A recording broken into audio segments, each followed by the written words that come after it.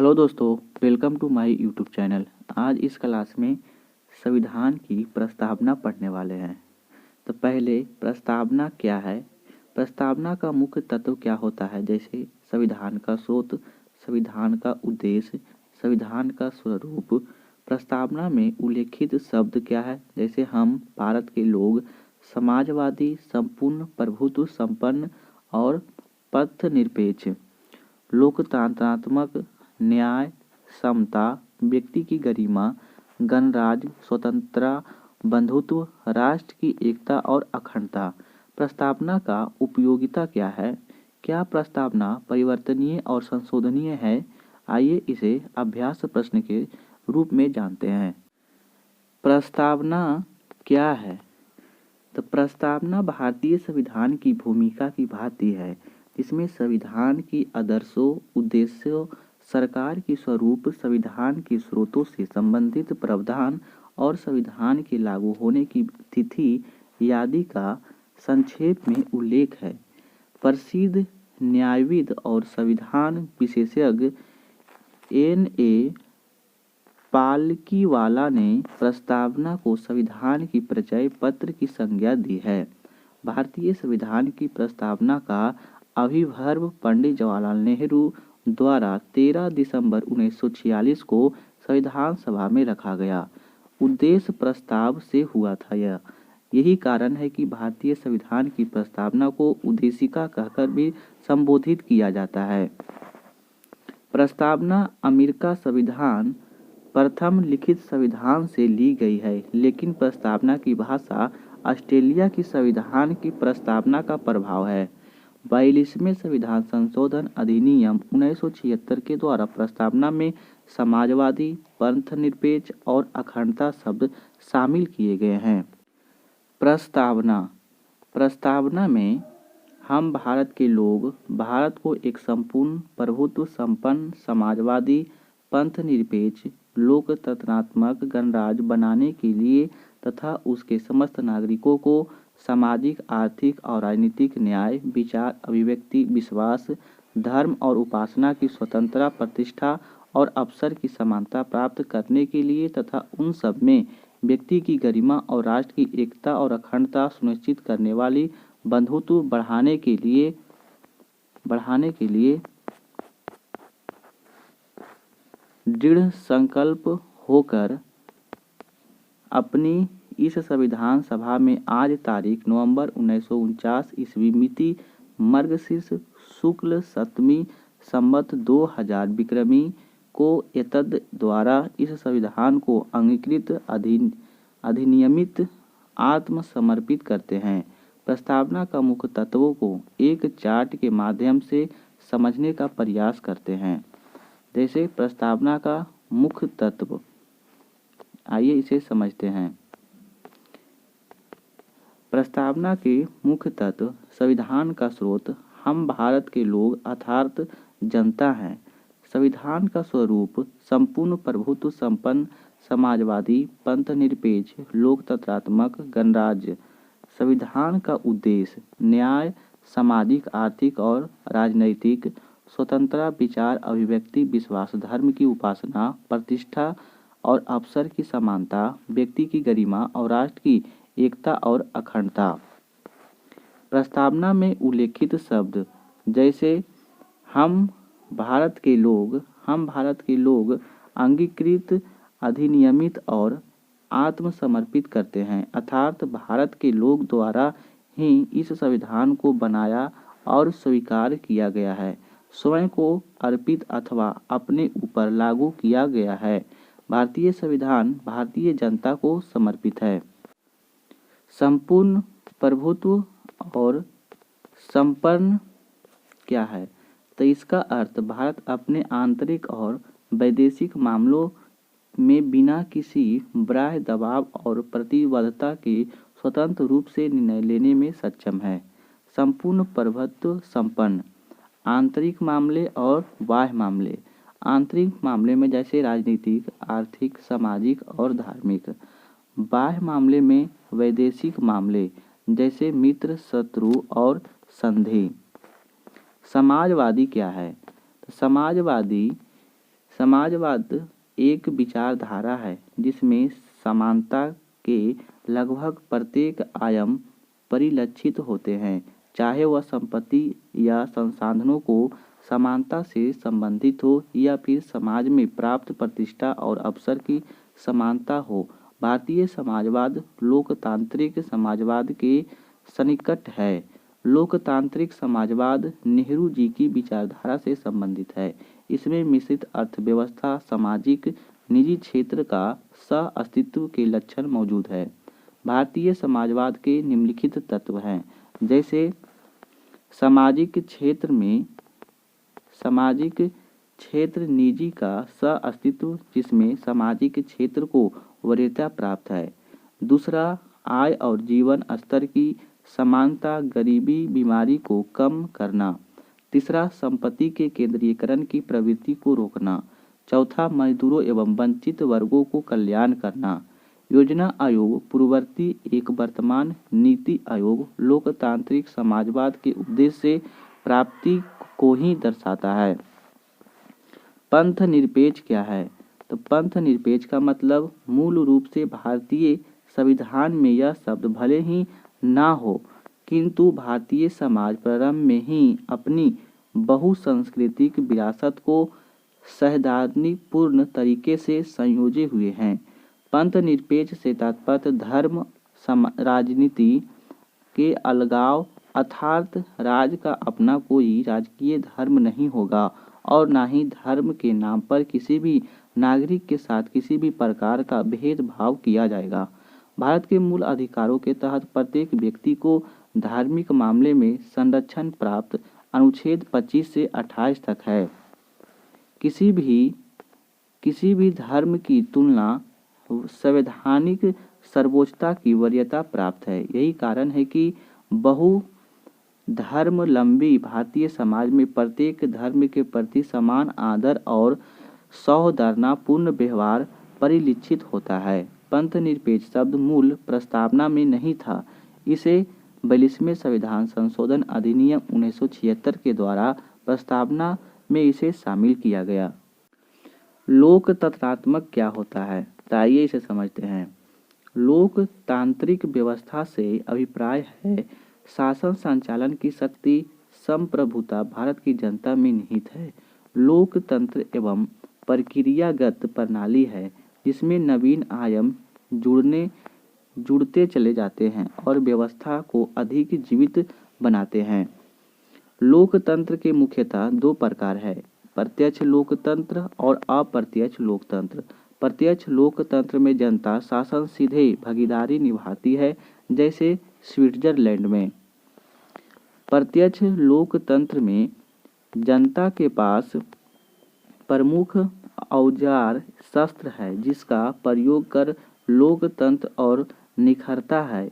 यह परीक्षा, पहल, परिवर्तन या प्रत्याशी को वापस बुलाना, जनमत संग्रह आदि होता है। भारतीय संविधान द्वारा संसदीय लोकतंत्र को अपनाया गया है, जिसमें कार्यकारिणी अर्थात मंत्री परिषद अपने समस्त कार्यों के लिए विधायिका के प्रति उत्तरदायी और जवाबदेही होता है।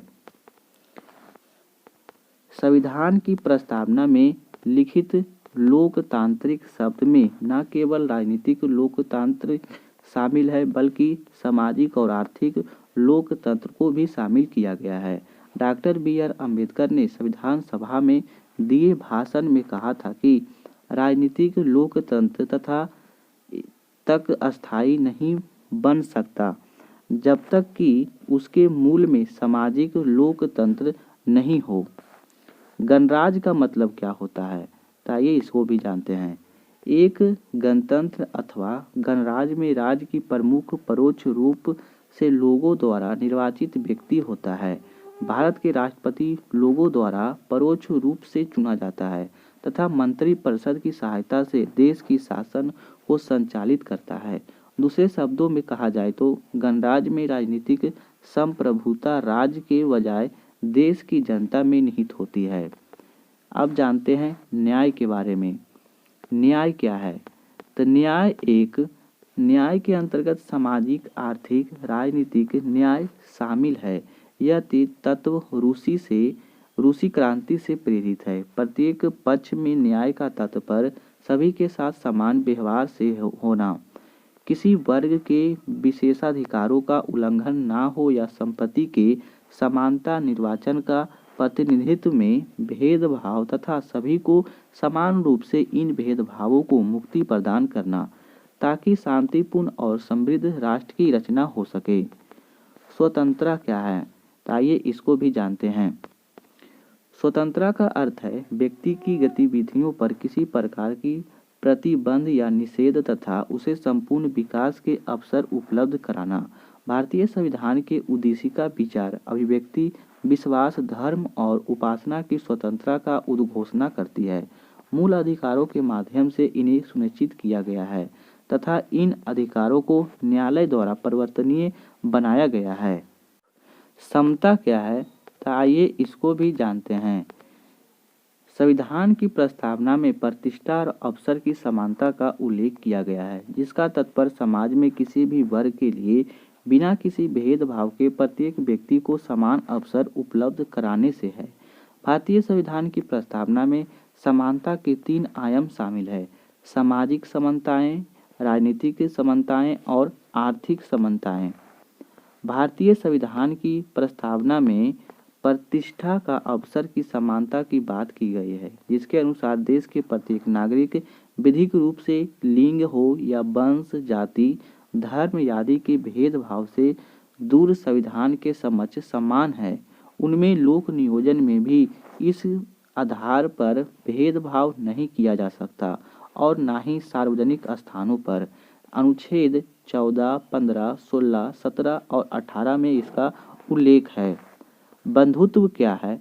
तो बंधुत्व का अर्थ है कि सभी नागरिकों के बीच एक होने का भाव को जागृत करना, समान भाईचारे का विकास करना। भारतीय संविधान एकल नागरिकता तथा मौलिक कर्तव्य अनुच्छेद 51 के क के माध्यम से बंधुत्व की भावना को प्रोत्साहित करना है। व्यक्तिगत की गरिमा क्या है? तो यह व्यक्तिगत गरिमा इसको समझते हैं। के.एम. मुंशी के अनुसार व्यक्ति की गौरव का अर्थ यह है कि संविधान न केवल वास्तविक रूप से भलाई तथा लोकतांत्रिक तंत्र की मौजूदगी सुरक्षित करता है, बल्कि यह भी मानता है कि हर व्यक्तित्व पवित्र है। प्रस्तावना में उल्लेखित इस शब्द को निर्धारित तथा सुनिश्चित करने हेतु मौलिक अधिकार में अनुच्छेद 21 को व्यापकता प्रदान की गई है। राष्ट्र की एकता और अखंडता क्या है? तो आइए इसे जानते हैं। राष्ट्र की एकता और अखंडता बहुलवादी संस्कृति विरासत के साथ भारत में एकता और अखंडता को बनाए रखना एक बड़ी चुनौती थी। अतः मौलिक कर्तव्यों के तहत प्रत्येक नागरिक का कर्तव्य माना गया है कि अपने राष्ट्र की एकता और अखंडता को अक्षुण्ण बनाए रखे। 42वें संविधान संशोधन अधिनियम 1976 के द्वारा प्रस्तावना में एकता शब्द के स्थान पर एकता और अखंडता शब्द को जोड़ा गया है। प्रस्तावना में उपयोगिता क्या है? तो आइए इसे भी जानते हैं। प्रस्तावना में उपयोगिता प्रस्तावना संविधान के विस्तृत विवरण का संक्षिप्त स्वरूप है। यह संविधान की आत्मा है। इसमें संविधान के दर्शन की स्पष्ट झलक मिलती है। इसमें राजनीतिक, धार्मिक, नैतिक और मूल्यों का उल्लेख है। प्रस्तावना का महत्व यह भी है कि जब कोई अनुच्छेद अस्पष्ट और उसका ठीक ठाक अर्थ जानने में कठिनाई हो तो स्पष्टीकरण के लिए प्रस्तावना की भाषा का सहारा लिया जा सकता है। सर अल्लादी कृष्णा स्वामी अय्यर के शब्दों में संविधान की प्रस्तावना हमारे दीर्घकालिक सपनों का विचार है। के.एम. मुंशी ने भारतीय संविधान की प्रस्तावना को हमारे संप्रभु प्रजातांत्रिक गणतंत्र की जन्म कुंडली कहा है। प्रस्तावना में हम क्या करेंगे, हमारा ध्येय क्या है और हम किस दिशा में जा रहे हैं, इसका उल्लेख है। प्रस्तावना परिवर्तनीय या संशोधन है या नहीं, आइए इसको जानते हैं। प्रस्तावना में संशोधन अनुच्छेद 368 के तहत से संबंधित वाद है। इसे जानते हैं। संशोधनीय है तो यह संशोधनीय नहीं है। केशवानंद भारती बनाम केरल राज्य 1973 में यह कहा गया था कि यह संशोधनीय है, और बेरुवारी संघ केस 1960 में कहा गया था प्रस्तावना संशोधनीय नहीं है। अनुच्छेद 368 के तहत संशोधनीय लेकिन मूल ढांचे से संबंधित विषय में संशोधन संभव नहीं है। यहाँ दूसरी ओर संशोधन नहीं क्योंकि संविधान का भाग नहीं है। उच्चतम न्यायालय ने इसे बहुमत से यह अभिनिर्धारित किया कि उद्देशिका प्रस्तावना संविधान का भाग है, अतः इसमें संशोधन किया जा सकता है।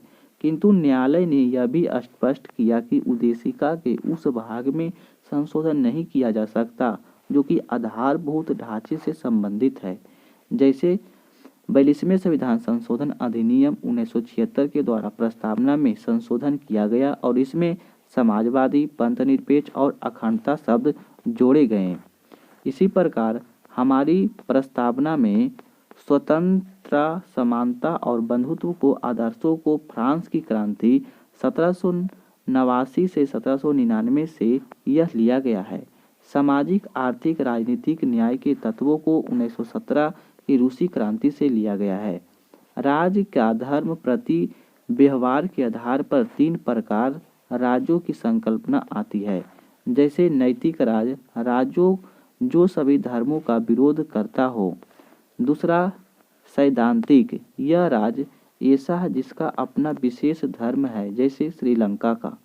धर्मनिरपेक्ष राज्य, ऐसा राज्य जो धर्म के मामले में तटस्थ रहता हो, अर्थात जिसका कोई विशेष धर्म ना हो, जैसे भारत।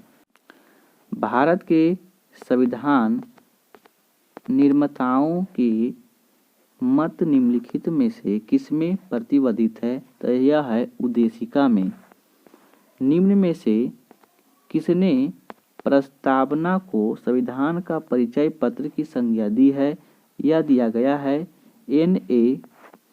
पालकीवाला के द्वारा। 42वें संविधान संशोधन अधिनियम प्रस्तावना में निम्नलिखित में से किस शब्द को जोड़ा गया? समाजवादी, पंथनिरपेक्ष और अखंडता को जोड़ा गया। 42वां संविधान संशोधन अधिनियम के द्वारा प्रस्तावना में निम्नलिखित में से किन शब्द को जोड़ा गया है? समाजवादी, पंथनिरपेक्ष और अखंडता। प्रस्तावना में संबंधित निम्नलिखित कथनों पर विचार कीजिए। जैसे कि प्रस्तावना की उत्पत्ति जवाहरलाल नेहरू द्वारा 13 दिसंबर 1946 को प्रस्तुत उद्देश्य प्रस्ताव से हुआ था, तो केवल एक ही सही है। संपूर्ण प्रभुत्व संपन्न शब्द और सही अर्थ निम्न में से क्या है? तो इसका सही अर्थ है आंतरिक और बाह्य मामलों में सर्वोच्च न्यायालय स्वतंत्र निर्णय लेने की शक्ति है। प्रस्तावना में स्वतंत्रता, समानता और बंधुत्व शब्द किस देश के संविधान से लिया गया है? तो यह लिया गया है फ्रांस के संविधान से। निम्नलिखित कथनों पर विचार कीजिए। जैसे केशवानंद भारती बनाम केरल राज्य 1973 मामले में प्रस्तावना में संशोधनीय माना गया है, तो यह हाँ माना गया है। संविधान की प्रस्तावना दीर्घकालीन सपनों का विचार है। निम्न में से यह कथन किसका है? सर अल्लादी कृष्णास्वामी अय्यर का है। प्रस्तावना से संबंधित संविधान संशोधन कौन सा है? तो यह है 42वां संविधान संशोधन अधिनियम 1976। न्याय से सम्मिलित सभी पक्ष सामाजिक, आर्थिक, राजनीतिक भारतीय संविधान के किस देश से ग्रहण किया गया है? यह किया गया है रूस के देश से। राजनीतिक लोकतंत्र शब्द तथा अस्थायी नहीं बन सकता जब तक कि उसके मूल में सामाजिक लोकतंत्र नहीं हो। यह उक्त किसका है? तो यह है B.R. अम्बेडकर का। विधि और स्वाधीनता के बीच सबसे संयुक्त संबंध को निम्नलिखित में से कौन प्रतिनिधित्व करता है? तो यदि विधि नहीं है तो स्वाधीनता भी नहीं है।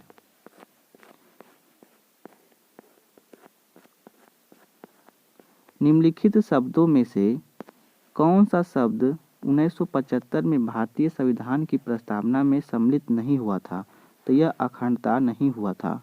निम्नलिखित में से कौन कौन भारत को धर्मनिरपेक्ष राज्य वर्णित करता है? संविधान की प्रस्तावना।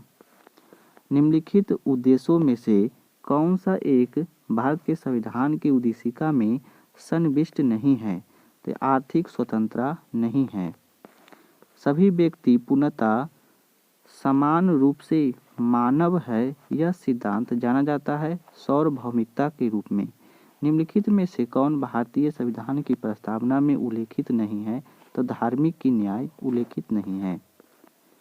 भारतीय संविधान कौन सा भाग संविधान की आत्मा कहलाता है? उद्देशिका को संविधान की आत्मा कहते हैं। निम्नलिखित विवादों में से किसने सर्वोच्च न्यायालय ने प्रस्तावना को भारतीय संविधान की मौलिक संरचना का भाग स्वीकार किया था? केशवानंद भारती विवाद में। भारत के संविधान की उद्देशिका में कितने प्रकार की न्याय की व्यवस्था की गई है? 3 प्रकार की। निम्नलिखित में से कौन एक भारतीय संविधान की उद्देशिका प्रतिबंधित करता है? संविधान की प्रस्तावना। भारतीय संविधान की प्रस्तावना में निम्नलिखित में से किस स्वतंत्रता का वर्णन नहीं किया गया है? आर्थिक स्वतंत्रता का वर्णन नहीं किया गया है। निम्नलिखित में से किस वाद में उच्चतम न्यायालय ने धारणा प्रस्तुत की कि उद्देशिका संविधान का भाग है? तो यह किया गया बम्बई बनाम यूनियन ऑफ इंडिया के द्वारा। निम्नलिखित में से कौन सा सही है? तो सामाजिक समानता संविधान का प्रत्यक्ष भूत है।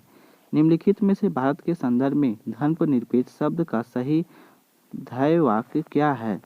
तो यह करता है भारत में राज्य का कोई धर्म नहीं है। भारतीय संविधान की प्रस्तावना को हमारे संप्रभु प्रजातांत्रिक गणतंत्र की जन्म कुंडली किसने कहा है? यह कहा गया है के.एम. मुंशी के द्वारा।